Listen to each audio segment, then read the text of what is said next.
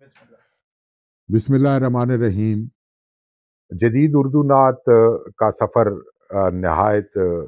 درخشانی کے ساتھ جاری و ساری ہے، اور اب اس کی ایک صنفی حیثیت کم و بیش تسلیم کی جا چکی ہے۔ یہ ایک زمانہ تھا کہ جب صرف اس کو عقیدت کا اظہاریہ کہا جاتا تھا، لیکن رفتہ رفتہ اب اس نے وہ مقام اور جگہ حاصل کر لی ہے جو ہماری دوسری اصناف کو وہ ہے، بلکہ بعض حوالوں سے تو نعت باقی اصناف سے کہیں آگے بڑھ کر اپنا اظہار کر رہی ہے۔ تو جن لوگوں نے، خاص طور پر جن شاعروں نے جدید اردو نعت کو اس صنفی تشخص کے مرحلے تک لایا ہے،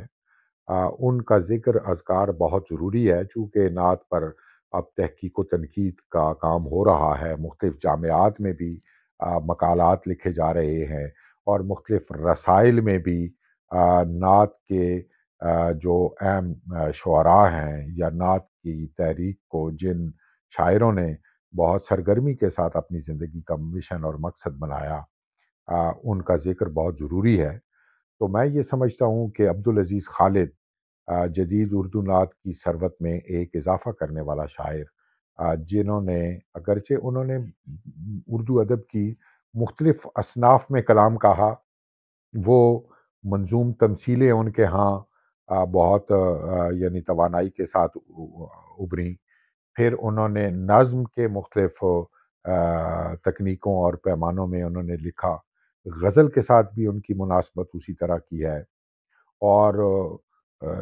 لیکن جو چیز ان کو بہت نمایاں کرتی ہے، وہ نعت میں ان کا جو کنٹریبیوشن ہے، نعت کی جو انہوں نے خدمت کی ہے، فروغ نعت میں ان کے نعت کے سرمایہ نے جو حصہ ڈالا ہے، وہ یقیناً اپنی مثال آپ ہے۔ عبدالعزیز خالد ایک عبقری شاعر تھے، ایک عبقری شخصیت تھے، اور عربی، فارسی اور دنیا کی کئی زبانوں پر وہ بڑی قدرت کے ساتھ وہ دستگاہ کی حیثیت حاصل تھی انہیں، اور بڑی مہارت کے ساتھ انہوں نے ان زبانوں کی لفظیات کو، ان زبانوں کے سرمائے کو، ان کے اظہار و بیان کے مختلف طریقوں کو انہوں نے اردو شاعری میں استعمال کیا۔ ایک عام شکایت کاری کو ان سے ہمیشہ یہ رہی ہے، اور ناقدین نے بھی اس کی طرف جا بجا اشارے کیے ہیں، کہ عبدالعزیز خالد جو ہے وہ لغت غریب کو بہت زیادہ استعمال کرتے ہیں، اور ان کے اکثر و بیشتر اشعار میں بہت ساری ایسی زبانوں کا رنگ، خاص طور پر عربی، اس کثرت کے ساتھ ان کے شعروں پر غالب آ جاتی ہے کہ وہ مجموعی فضا کو پنپنے نہیں دیتی، اور وہ جو تغزل کی سرشاری ہے یا وہ جو سرمستی کی فضا ہے، وہ اپنا سلسلہ آگے نہیں بڑھا سکتی۔ تو میں یہ سمجھتا ہوں کہ یہ اعتراض بڑی حد تک درست بھی ہے، کہ عبدالعزیز خالد چونکہ عربی کا غیر معمولی وفور ان کے ہاں ہمیں دکھائی دیتا ہے، وہ عربی کے ساتھ ان کی جو مناسبت ہے، اور پھر اگر محض عربی کے ساتھ ہوتا تو شاید اتنی اجنبیت پیدا نہ ہوتی۔ وہ آ، وہ جو مختلف طرح کی ٹرمنالوجی استعمال کرتے ہیں، اور خاص طور پر جو ان کے ہاں اصنام کے حوالے سے، صنمیات کے حوالے سے جو ذخیرہ آتا ہے، یا ان کے ہاں مختلف طرح کی جو تلمیحاتی اشارے ہیں یا رنگ ہیں، وہ انہوں نے ان کے کلام کی تفہیم میں بھی ایک رکاوٹ پیدا کی ہے۔ اب چونکہ فی زمانہ عربی، فارسی اور ہماری دوسری زبانوں کے ساتھ ہمارے عہد کے طالب علم کا رشتہ کمزور سے کمزور تر ہوتا چلا جا رہا ہے، اور وہ زبانیں جن میں بہت زیادہ علمی سرمایہ تھا، یا جن سے اردو نے کسب فیض کیا تھا، ان سے بھی اب ہمارا تعلق اس طرح سے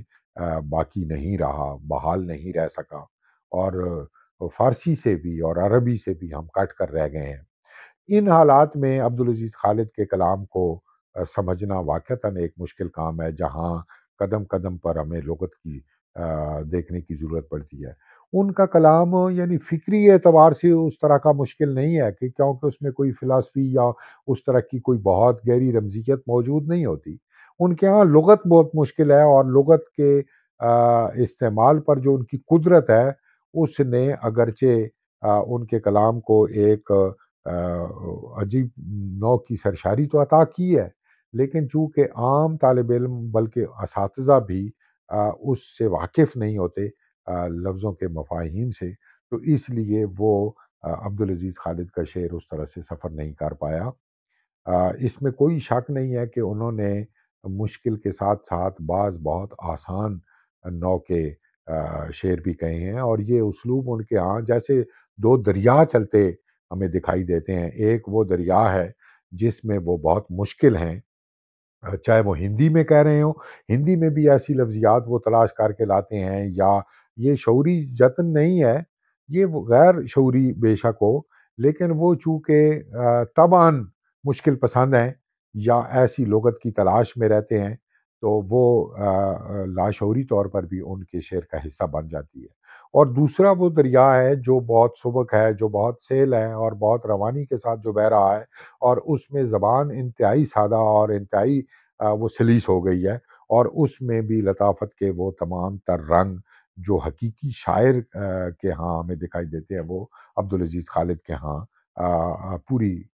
فراوانی کے ساتھ ہمیں دکھائی دیتے ہیں۔ انہوں نے جو نعتیہ مجموعے یادگار چھوڑے ہیں، وہ اگر ایک مجموعہ فارکلیت ہی تحریر کر دیتے، تو میں سمجھتا ہوں کہ جدید جو نعت کے لیے اس کی ایک مثالی حیثیت قائم رہتی۔ فارکلیت آپ دیکھیں کہ ایک طرح سے قصیدہ ہے، اور قصیدے کو جس طرح کا پھیلاؤ عبدالعزیز خالد نے دیا ہے، وہ اس سے قبل ہمیں دکھائی نہیں دیتا۔ انہوں نے یہ یعنی کئی ہزار کئی سو اشعار پر مشتمل 1200-1300 اشعار پر مشتمل یہ قصیدہ جو ہے، یہ ایک ہی زمین میں ہے، اور ایک ہی ظاہر ہے وہ ردیف قافیے کے ساتھ وہ اتنا وفور کے ساتھ اظہار کیا گیا ہے، اور کہیں بھی کوئی قافیہ اس طرح سے ہمیں دکھائی نہیں دیتا کہ جس میں شاعر کا عجز کہیں ظاہر ہو رہا ہو، بلکہ وہ ایک جوئے رواں کی طرح، ایک دریائے رواں کی طرح وہ بہتا چلا جاتا ہے۔ اور اس میں جو انہوں نے موضوعات رکھے ہیں، وہ بھی ہماری نعت میں وہ پہلے کم کم ہی ان کا تھا۔ انہوں نے ثقافت کو، تہذیب کو، معاشرت کو، زندگی کے مختلف آثار اور اسالیب کو انہوں نے نعت میں شامل کیا ہے۔ اس سے قبل جو ہماری نعت تھی، جو عقیدت اور احترام کے باعث لکھی جاتی تھی، اور جس میں خاص طور پر حضور علیہ الصلوۃ والسلام کی عادات مبارکہ اور آپ کے سراپے مبارکہ کو کا ذکر کیا جاتا تھا، اور آپ کے ساتھ اپنی محبت اور وارفتگی کا اظہار کیا جاتا تھا، یا پھر حضور علیہ الصلوۃ والسلام کے شہر مقدسہ کے حوالے سے اظہار کیا جاتا تھا نعت میں، یہ نعت جو ہے یہ ہماری تہذیبی، سماجی، ہماری معاشرتی زندگی کو عکس فگن کرنے لگی۔ اور اس میں اور ظاہر ہے کہ جو جدید نعت کے بنیادی شاعر ہیں، ان کے ساتھ ساتھ عبدالعزیز خالد کے ہاں بھی یہ رویہ ہمیں بہت زیادہ دکھائی دیتا ہے کہ انہوں نے عہد رسالت کے بہت اہم واقعات کو آپ صلی اللہ علیہ وآلہ وسلم کی سیرت مطہرہ کے ان تابدار نقوش کو جن سے جدید عہد وہ خالی ہوتا جا رہا ہے، آپ کے اخلاق و اوصاف کے ان واقعات کو ایک تعلیم کی غرض سے اپنی نعت کا حصہ بنایا ہے۔ اور اس میں انہوں نے جو لغت استعمال کی ہے، یقیناً وہ اجنبیت کے باوجود یعنی اس کے اندر وہ چاشنی موجود ہے کہ جو ہماری نعت کو ان سرچشموں سے کسب فیض کرنے میں مدد دیتی ہے۔ اور عبدالعزیز خالد کے ہاں نہایت ذوق و شوق کے ساتھ، یعنی وہ سیرت مطہرہ کے ساتھ ساتھ استمداد کا جو رنگ آیا ہے، ہماری جو انفرادی زندگی ہے اس کے تجربات بھی آئے ہیں، اور ہماری اجتماعی زندگی کے حالات و واقعات بھی اس میں عکس فگن ہوئے ہیں، اور یعنی یہ پوری زندگی کا جو منظرنامہ ہے وہ ہماری نعت کی اقلیم میں شامل ہوا ہے۔ یہ اس سے پہلے ایسا نہیں تھا۔ پھر جو قدرت کلام ان کو حاصل ہے، مختلف یعنی لفظ ایک ہی مادے سے نکلے ہوئے لفظ وہ جس طرح سے اکٹھے کرتے ہیں اور پھر ان کے ہاں جو ترکیب بنتی ہے اس میں یعنی ان کی فن سے گہری جو وابستگی ہے یا فن کی جو مشاقی ہے وہ اظہار کرتی ہے۔ یقیناً بعد کے نعت لکھنے والوں پر اس کا ایک اثر مرتب ہوا اور وہ اس طرح کا مشکل نہ سہی، اس سے کہیں کسب فیض کیا گیا اور وہ نعت کے اس قصیدے کو جس پھیلاؤ کے ساتھ انہوں نے وہ کیا اور جتنے رنگ اس میں شامل کیے، یعنی وہ روایتی جو ہمارا قصیدہ تھا اس کے جو عناصر تھے اس سے انہوں نے نظر انداز کیا اسے، اس سے ہٹ کر ایک بالکل نئے انداز سے انہوں نے قصیدے کی بنیاد رکھی اور نعتیہ قصیدے کو وہ تجمل اور وہ سرشاری دی ہے۔ وہی جو قصیدے کی خاص جلال و شکوہ کی فضا ہے اس کو بھی برقرار رکھا ہے، لیکن حزم و احتیاط کا بھی ان کے ہاں ہمیں دکھائی دیتا ہے۔ انہوں نے قرآن و حدیث پر چونکہ ان کی بہت گہری نظر ہے اور آثار صحابہ ان کے پیش نظر ہیں اور سواد اعظم کا جو تعلیمات ہیں وہ بھی اس سے غافل نہیں ہیں، لیکن اس کے باوجود میں سمجھتا ہوں کہ کہیں کہیں انہوں نے جہاں خاص طور پر ہندی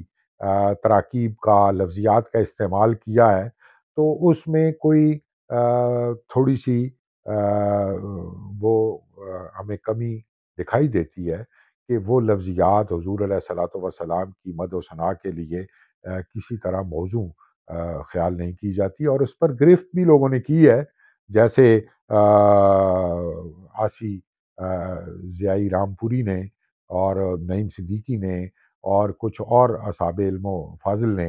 اس کی طرف نشاندہی بھی کی ہے اور اس کے عبدالعزیز خالد کے اس رجحان کو انہوں نے نعت کے لیے نامناسب خیال کیا ہے اور عبدالعزیز خالد نے ان اکابر کی ان باتوں کو بہت توجہ کے ساتھ سنا بھی اور بعد کی نعتوں میں اس سے شعوری طور پر انہوں نے اجتناب بھی کیا۔ تو میں یہ سمجھتا ہوں کہ جب مجموعی طور پر عبدالعزیز خالد کی نعت کو دیکھا جائے گا تو ہمیں اس میں اسالیب کا تنوع بھی دکھائی دے گا، اس میں لغت کی مختلف کرشمہ کاریاں بھی ہمیں دکھائی دیں گی، اس میں مختلف زبانوں کے عرفانی زاویوں کو انہوں نے جس انداز سے عکس فگن کیا ہے اور نعت کے دائرے کو جو صنفی کشادگی عطا کی ہے وہ میں سمجھتا ہوں کہ عبدالعزیز خالد سے خاص ہے۔ پھر موضوعات کی ندرت کے ساتھ ساتھ انہوں نے اس کے اظہار کے لیے بھی نئے نئے انداز اور نئے نئے طریقے جو ہیں وہ اختیار کیے ہیں اور ان کی بعض زمینیں جو ہیں وہ غیر مردف ہیں اور انہوں نے قافیے کو ہی بنیاد بناتے ہوئے اور بہت یعنی پرگوئی کے ساتھ اور کثرت کے ساتھ انہوں نے نعت کہی ہے، اس کا ایک بہت کڑا انتخاب بھی بہت ضروری ہے اور ان کے جو نعت کے امتیازی پہلو ہیں ان کو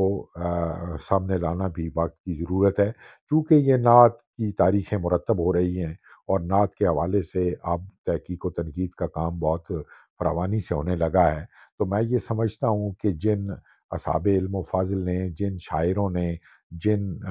لوگوں نے اپنے آپ کو نعت کے لیے وقف کیے رکھا یا نعت کی مختلف زاویوں سے خدمات جنہوں نے انجام دی ہیں، ان میں عبدالعزیز خالد چونکہ ایک بہت اہم نام ہے تو اس لیے ان کے حوالے سے اس کام کو نئے طریقے سے انجام دیا جانا چاہیے۔ عبدالعزیز خالد ہماری نعت کا ایک بہت اہم اور ممتاز نام ہے اور انہوں نے جو نعت لکھی ہے اس نے نہ صرف اپنے عہد کو متاثر کیا بلکہ مابعد کے زمانوں پر بھی اس کی جو تاثیر ہے یا اس کا جو اثر ہے، اس کے جو اثرات ہیں وہ پڑے ہیں اور آئندہ بھی آ، نعت پر کام کرنے والے اس کی کنٹریبیوشن سے عبدالعزیز خالد کی خدمات سے کبھی صرف نظر نہیں کر سکیں۔